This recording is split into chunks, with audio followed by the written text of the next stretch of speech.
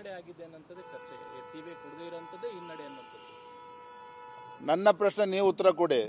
ರಾಜ್ಯ ಉಚ್ಚ ನ್ಯಾಯಾಲಯ ಮುಖ್ಯಮಂತ್ರಿಗಳು ಅಥವಾ ಮುಖ್ಯಮಂತ್ರಿಗಳ ಕುಟುಂಬ ನಿರಪರಾಧಿ ಅಂತ ಹೇಳಿದ್ಯಾ ತೀರ್ಪಿನಲ್ಲಿ?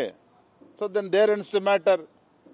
When high court has clearly said, when High Court has clearly indicated that they are not going to entertain the petition that was filed by Snehamayi Krishna seeking the entire investigation for CBI.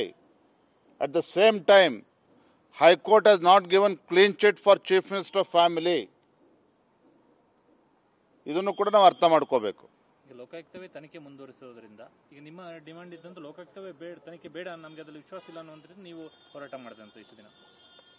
ನಾವು ಹೋರಾಟ ಮಾಡಿರ್ತಕ್ಕಂಥದ್ದು ಮೈಸೂರಿನ ಮೂಡ ಹಗರಣದಲ್ಲಿ ಮುಖ್ಯಮಂತ್ರಿಗಳ ಕುಟುಂಬ ಭಾಗಿಯಾಗಿದ್ದಾರೆ, ಸಾವಿರಾರು ಕೋಟಿ ಹಣ ಲೂಟಿಯಾಗಿದೆ ಅನ್ನುವ ಆರೋಪವನ್ನು ಮಾಡಿದ್ದೇವೆ.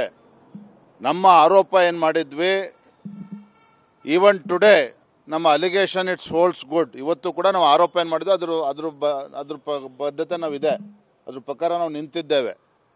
ಲೋಕಾಯುಕ್ತ ತನಿಖೆ ಮಾಡಿ ಏನು ರಿಪೋರ್ಟ್ ಕೊಡ್ತಾರೆ, ಯಾವ ರೀತಿ ತನಿಖೆ ನಡೀತಾ ಇದೆ ನೋಡೋಣ. ಬರೋದಿಂದಲೇ ಆ ರಿಪೋರ್ಟ್ ಬಂದಮೇಲೆ ನಾವು ಮಾತನಾಡ್ತೇವೆ. ಈಗಾಗಲೇ ಲೋಕಾಯುಕ್ತದಲ್ಲೂ ಕೂಡ ಕೇವಲ ಅಧಿಕಾರಿಗಳಷ್ಟೇ ಶಾಮೀಲು, ಸಿದ್ದರಾಮಯ್ಯ ಹಾಗೆ ಅವ್ರ ಕುಟುಂಬ ಏನೆಲ್ಲ ಇದ್ರು ಪ್ರಮುಖರು ಅವರೆಲ್ಲರೂ ಕೂಡ ಬಚಾವಾಗುವಂತ ಸಾಧ್ಯತೆಗಳಿದೆ ಅಂತಕ್ಕಂಥ ಈಗಾಗಲೇ ಒಂದಷ್ಟು ಸುದ್ದಿಗಳು ಹರಿದಾಡ್ತಾ ಇದೆ. ಲೋಕಾಯುಕ್ತ ತನಿಖೆ ನಡೀತಾ ಇದೆ. ಆ ತನಿಖೆಯ ಸತ್ಯಾಂಶ ಏನಿದೆ ಆ ವರದಿ ಹೊರಗಡೆ ಬರಲಿ, ಆಮೇಲೆ ಅದ್ರ ಬಗ್ಗೆ ಪ್ರತಿಕ್ರಿಯೆನ ನೀಡ್ತೇವೆ. ಆದರೆ ಇವತ್ತಿನ ರಾಜ್ಯ ಉಚ್ಚ ನ್ಯಾಯಾಲಯದ ತೀರ್ಪು ಮುಖ್ಯಮಂತ್ರಿಗಳು ನಿರಪರಾಧಿ ಅಥವಾ ಮುಖ್ಯಮಂತ್ರಿಗಳ ಕುಟುಂಬ ನಿರಪರಾಧಿ ಅನ್ನೋ ಮಾತನ್ನು ಹೇಳಿಲ್ಲ. ಸೊ ಅಲ್ಟಿಮೇಟ್ಲಿ ಲೋಕಾಯುಕ್ತ ಏನು ವರದಿ ಕೊಡ್ತದೆ ಅದನ್ನು ಕಾದು ನೋಡೋಣ. ಅದರ ನಂತರ ನಾವು ಉತ್ತರವನ್ನು ನೀಡ್ತೇವೆ.